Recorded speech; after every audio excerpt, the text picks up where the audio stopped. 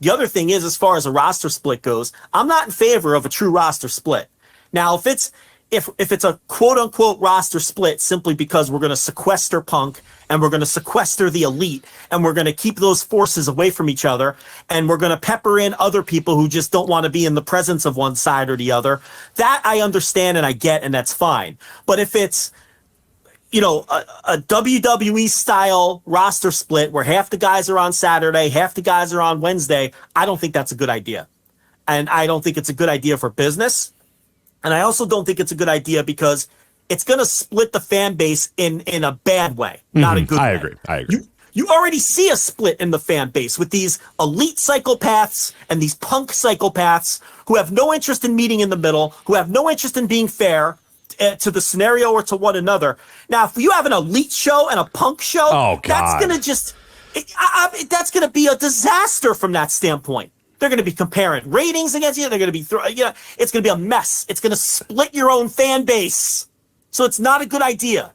Yeah, the psychopaths on both ends are, I'm not going to watch the Wednesday show because that's the elite show. I'm not watching the Saturday show. That's the old Phil show. Like, yeah, I can already hear it and I already hate it and I already don't want it. It's a terrible idea from that standpoint because it is going to split a segment of their fan base. It is.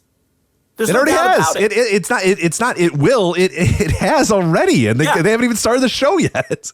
And you're just making it worse by by giving one show to this guy and giving one show to those guys. But I understand that maybe they can't be in the same place. Well, they're going to have to be on pay-per-views. They're going to be on pay-per-views. I was going to bring that up. What happens come pay-per-view? Because all this shit happened at a pay-per-view. So it's like, it's not like you do a pay-per-view and you do your match and then you leave. Like, all this shit happened on a pay-per-view. So it's like, all right, like what now? I mean, if these guys are going to be important guys, these guys got to get in a room and talk and hash this out. And I don't know if like you do the litmus test with Jericho and Jericho says, all right, the guy's good. He's fine. And tells the Elite he's like, I think that's what this meeting was supposed to be, was Jericho telling, hey, yeah, he's fine. But he may have undone all that stuff on Monday by going to Raw. So I don't know, but whatever it's going to be, like, yeah, the ultimate goal is you got to get everybody to be on the same page and this to just be a collective unit again. I mean, you cannot do this thing where this guy is on this show and his friends are on this show and everybody that doesn't like this guy is on these shows. And it's just that's a terrible way to run a company. Terrible.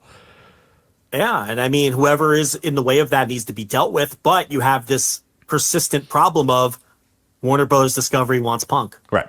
Here's a bag of money. We want that guy, though, to get this bag of money. So it's like, fuck. Yeah, all right. and that's the kind of, and that's kind of the whole, whatever, phrase or cliche you want to use. That's the fly in the ointment here. Yeah, the crux of the situation, whatever. Yeah, the fly in the ointment, huh? Yeah, where you can't just, deal with the people who won't finally put all this stuff to bed, because one of them is, the reason that the network might be, handing you another truckload of money for adding more programming, because Khan's not doing it for free.